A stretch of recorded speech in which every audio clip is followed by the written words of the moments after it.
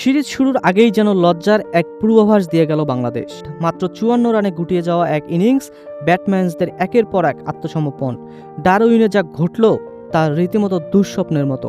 আসল টেস্ট শুরুর আগেই কি তাহলে বড় ধাক্কা খেল শান্তর দল? ডারউইনে মারারা ওভালে ক্রিকেট অস্ট্রেলিয়া একাদশের বিপক্ষে ৩ দিনের প্রস্তুতি ম্যাচে বিব্রতকরভাবে হেরেছে বাংলাদেশ। প্রথম ইনিংসেই বাংলাদেশ ২৬৩ রানের জবাবে ৩৫৫ রান তুলে ৯২ রানের লিড নেয় ক্রিকেট অস্ট্রেলিয়া একাদশ। কিন্তু সেই লিড টপকানো তো দূরের কথা, দ্বিতীয় ইনিংসে বাংলাদেশ গুটিয়ে যায় মাত্র ৫৪ রানে। এই ধসের নেপথ্যে মূলত অস্ট্রেলিয়ান বাঁহাতি পেসার থমসনের বিধ্বংসী বোলিং। নতুন বলে টানা ১১ ওভারের স্পেলে মাত্র ২৫ রান দিয়ে তুলে নেন ৮টি উইকেট। মুমিনুল হক, মুশফিকুর রহিম, নাজমুল হোসেন শান্ত কারো ব্যাটেই তার জবাব ছিল না। আগের দিন শেষ বিকেলে ১৯ রানে ২ উইকেট হারিয়ে চাপে পড়া বাংলাদেশ শেষ দিন সকালে সেই চাপ থেকে আর বেরোতেই পারেনি। মাত্র ১৭ ওভারে ৩৫ রানে বাকি ৮ উইকেট হারিয়ে শেষ হয় তাদের লড়াই।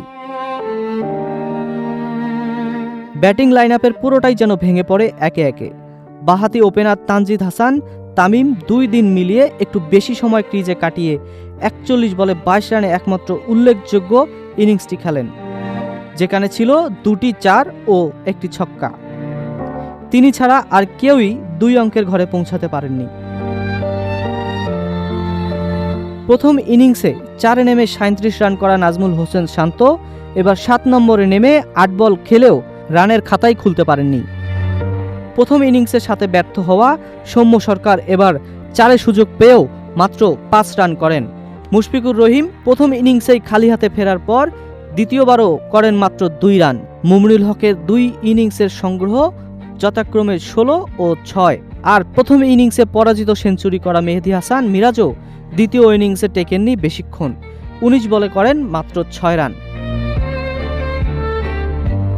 প্রস্তুতি ম্যাচে এমন বিধ্বস্ত পারফরমেন্স নিঃসন্দেহে দুশ্চিন্তার কারণ হয়ে দাঁড়িয়েছে বাংলাদেশ শিবিরে।